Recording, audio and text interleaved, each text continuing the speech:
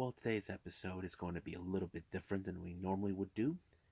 As you know, we have ChocoPro 197, where we feature, of course, only one match, and this is for the Interim Super Asia Championship between Balinaki, who is the challenger, and the champion Chonchidu. We even, of course, got NWA USA with the finals of the qualified match of the junior heavyweight division. And of course, we got the British Invasion taking on Strictly Business. And of course, we got New Japan Strong with, of course, Alex Coughlin having one last match before graduating as a young lion. And of course, the Switchblade Jay White take on Daniel Bryanson. And we're going to have a little discussion over what happened in the Royal Rumble. And of course, some news update that took place in Stardom's latest event, causing a bit of a stir with none other than the faction known as Prominence. So, let's get started with another episode of the Deleted Wrestle Zone. Are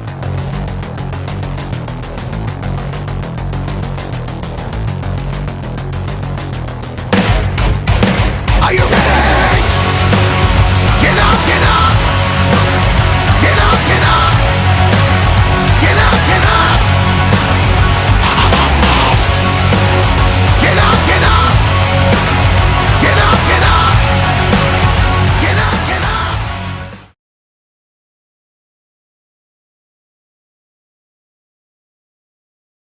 Welcome everybody to the Deleted Wrestle Zone, all things that is pro wrestling with AEW, NXT, New Japan Pro Wrestling, Impact Wrestling, the National Wrestling Alliance, various promotions, wrestlers, matches, and championships. I am your host, Jay right here. So, let's begin with ChocoPro 197 with only one match that was involved, and that is the Interim Championship. As you know, Minoru Fujita is the current champion. He has been holding that title for almost over a year now. Now, that title was brought back due to the fact that they needed a champion ever since Riho left, got to move, and go into AEW.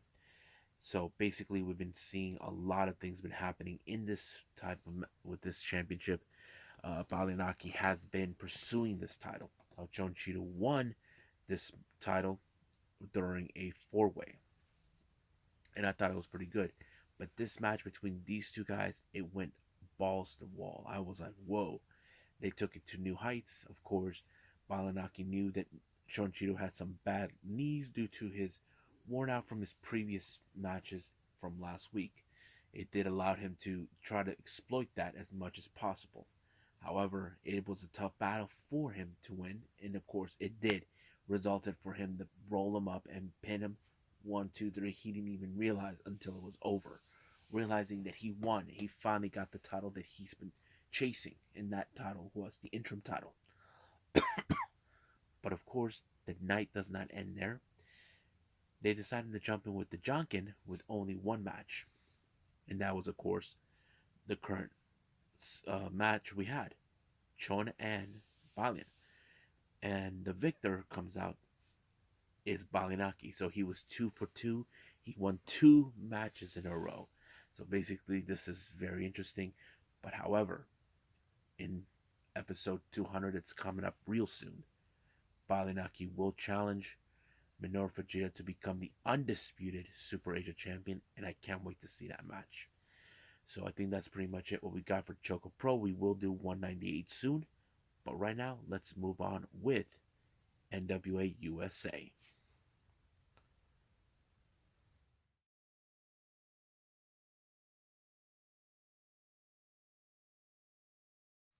Okay, so we got NWA USA. It opened up with an interview with May Valentine where she interviews Strictly Business. In the main event, as you know, Strictly Business will be in a fight against the British Invasion, consistent of the National Treasure, Nick Aldis, and the British Ambassador of Pro Wrestling himself, Doug Williams. I thought this is going to be good. So they had a lot of words to say, saying that, Nick Aldis, he's going to turn his back on him like he always did, try to use him and all that. So basically, they had some harsh words for him, but I don't think that's going to affect him. Now, we jump into the next interview with Kyle Davis, where he interviews Natalia Markova and Raven. Now, as you know, Natalia Markova was getting into a fist fight. She was supposed to be suspended for what's been going on, but instead, Kenzie Page was the one who paid the price. And the person that got involved in this was none other than Raven, who believes that Tim Storm, he's a buffoon. He doesn't know what he's doing, that he needs to be in jail for causing the stir. He was just doing his job. But, that's how it goes. Now, our next match, our first opening match, we have part of the, of course, qualifying match of the junior heavyweight division. We have Sal Renara taking on Darius Lockhart. Now, Sal Renara, he has gained a new attitude, a way of becoming more aggressive, which he's never done before. However, it kind of turned into he was losing control of himself, but it also allowed for Darius to use that against him in order to pick up a very solid victory to advance in the qualifying matches. Now, our next interview is for eight. As you know, we have Austin Aries, who's going to be involved in the junior heavyweight tournament in order to obtain the junior heavyweight title. So basically, he had some things to say about Luke Hawx, who he knows pretty well. He knows that he's capable of anything, but he's nowhere in the same level as him. Now, our next interview, this one came from, of course, Maya Valentine once again. She interviews Ricky Morton. As you know, Kerry Morton is involved in this tournament, and in the upcoming thing, we have Ricky Morton, who will be challenging. I mean, Kerry Morton will be challenging Kobe Carino, and it's really interesting what we have. Kobe Carino, who is a second generation wrestler, Kerry a third generation. So basically, we have those type of dynamics, and then of course the fixers show up. Now, initially we thought they were going to hurt him, but maybe it was just a direct message to him, as you know. Now, our next interview goes back to Kyle Davis, where he talks to Hawx Ari, as you know. Basically, we know that Luke is involved in the junior heavyweight match, but however, Kobe Carino shows up saying that he's sick of a guy like PJ Hawx, who he doesn't consider him a second generation. Neither does Kerry Morton. So he believes that he is the true, hair of pro wrestling. But however, he was attacked by George South, who hasn't forgotten when he sent the fixers to beat him up. And of course, Tim Storm tries to reason with them, and then the fixers show up in order to deal with him and all this. And Raven even tried to get involved. So that's pretty much what's going to be taking place with that. Now, our main event, of course, was strictly business versus the British Invasion. I have to say the British Invasion were still great. The look, they haven't changed a bit. I know they could have a little bit of ring rust as not being a team for several years. I'm pretty much sure they could pull it off. However, their teamwork has never changed, as you know. That's what makes them one of the best tag teams of their time. And I think that helps them to win. So it was Doug Williams to pull off like this amazing Tiger suplex to allow for Nick Aldis to do the elbow drop on him and pick up the victory on Latimer, and that is pretty much it. So British Invasion picked up one good victory, so that's a good thing. But I think right now let's move on with New Japan Nemesis.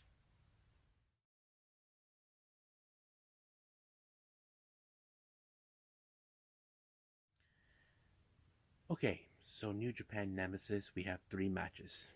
First one, we have Arya Davari versus Alex Zane. Now, from what the commentators revealed, it was Arya Davari who requested this rematch. These two have tangoed before, but the things did not go exactly Arya Davari's way. And of course, they just said that his mom was there too. Now, Arya Davari, I have to say, he put up all the stops as possible, even put all his tools of arsenal on the table. But however, things did not go exactly like he thought. He even was on the verge of crossing the line by bringing the ring bell and try to use it on Alex Zane, but he didn't. But it did cost him when, of course, Alex Zane put him in the taco driver and putting him in the 1-2-3. Now, it wouldn't be surprised to me with Arya Davari if we see him down the line turn heel. Now, our next match, this is the last match of the Alex Coughlin Open Challenge, and this is the opponent he has. is none other than J.R. Kratos. Now, these two have tangled before. Alex Coughlin did pick them up, but this time it was more of a test of what Coughlin can do. And I think it was a pretty good one. But I think it was one of the biggest upsets ever. A young lion beat a veteran like J.R. Kratos. That is huge. So this was his last match, and of course, we probably see him will graduate as a young lion. So congratulations, Alex Coughlin, and we don't know where he's going to go afterwards. Now, our main event was, of course, Jay White versus Christopher Daniels. I thought it was a pretty good match. I mean, it could have gone better for him, but um, that's when until Jay White put him in the Blade Runner, and it was over from there. But he did put out a promo telling the Elite, "This is who you brought. You brought me the best." But however, he did call out one specific name that he wants to challenge, and that is Adam Cole, baby. Well, not directly like that, but he says those words, baby. That means he would challenge. Now, it wouldn't surprise me if Jay White appears in AEW and attacks Adam Cole. That is something I wouldn't surprise me, but it's only a matter of time until that day really happens. So, right now, let's just move forward with what are my thoughts about the Rumble. So, we'll see what we go from there.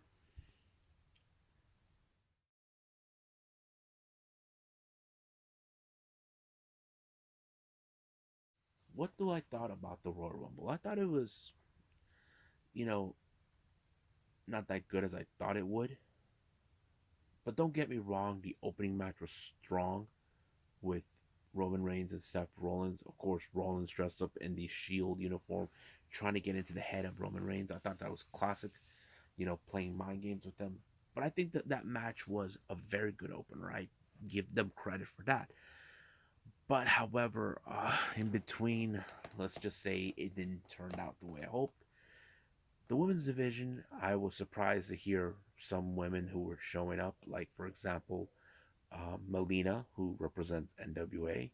I'd expect her to be there, but it wouldn't be surprising. Of course, we have the Bella Twins, um, a few others, but that's pretty much what I didn't think. But of course, the long anticipated wait has finally come true. We're talking about Ronda Rousey. Basically, she came back, and surprise, surprise, she won the Rumble. But the real question does remain, who she will challenge. Will it be Becky Lynch or Charlotte Flair? And that is one of the much bigger questions we have to find out. Now, I'm not going to talk about some of the other matches, but let's talk about the WWE match where Roman Reigns interfered, or should I say, took out Brock Lesnar and actually made him lose the match and his title to Bobby Lashley. So basically, that's what took place. However, he made sure that Brock Lesnar will never come back. So that's what he was hoping for. But however, let's talk about the men's division. Uh, wasn't sure what to think of it. But however, the last minute change to me was Brock Lesnar showing up, winning the entire thing. I know many fans probably would have thought it should have been Drew McIntyre, but no. Brock Lesnar won that one match, and of course, that allowed him to, possibly we could see him challenge Roman Reigns for the title once again, and I think we might see a much bigger feud with that. But everything else, I have to say, I wasn't too, you know, fond with it. But I mean, it was just, I don't know what to think. But if I had to rate this, I give it a 4. That's what I can tell you guys. So right now, let's move on with some news updates.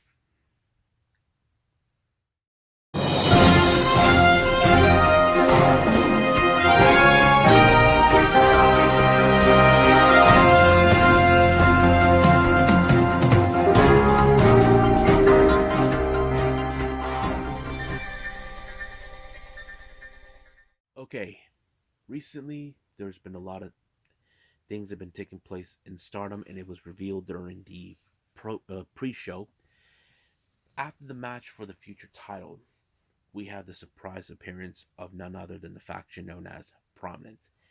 the all-female faction that involves themselves in hardcore and death matches.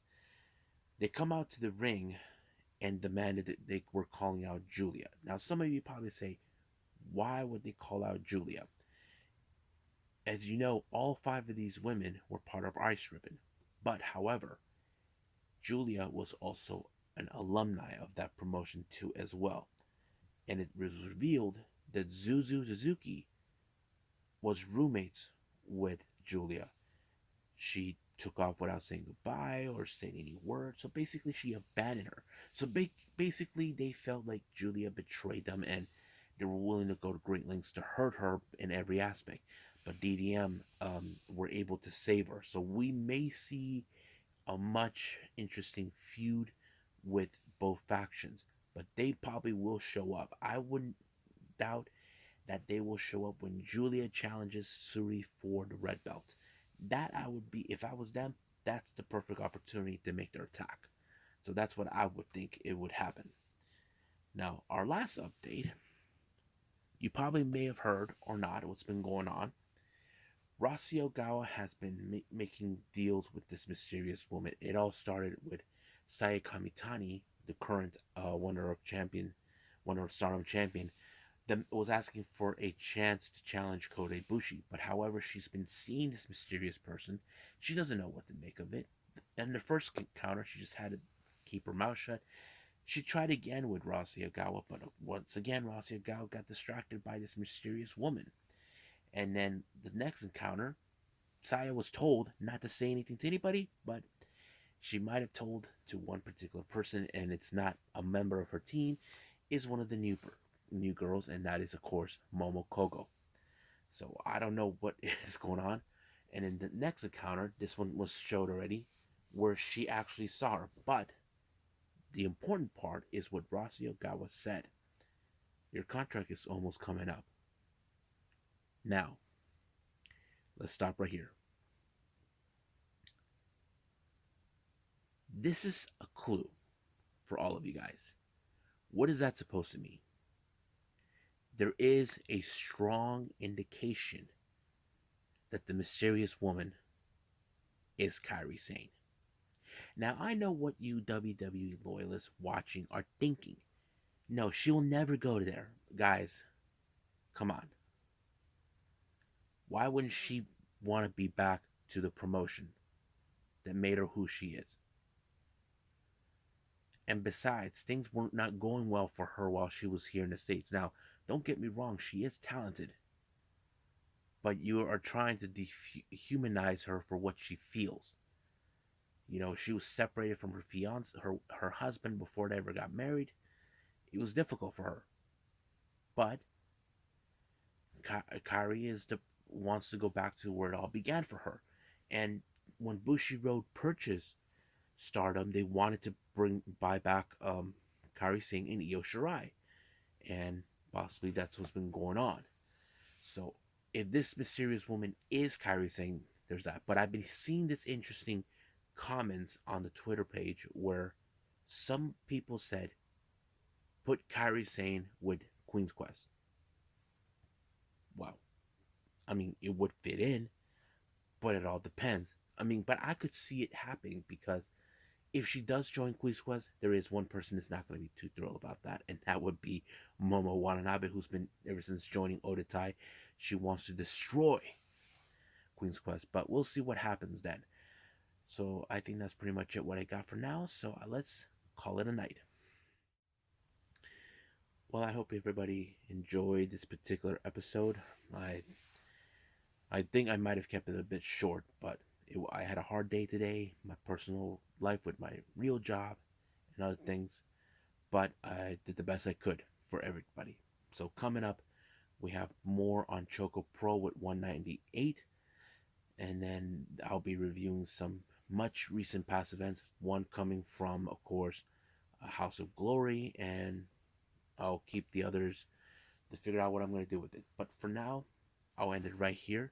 But the next time, I'll see you guys in the next DWZ time. Same DWZ channel. I must bid all of you adieu. So, goodbye. and have a nice day.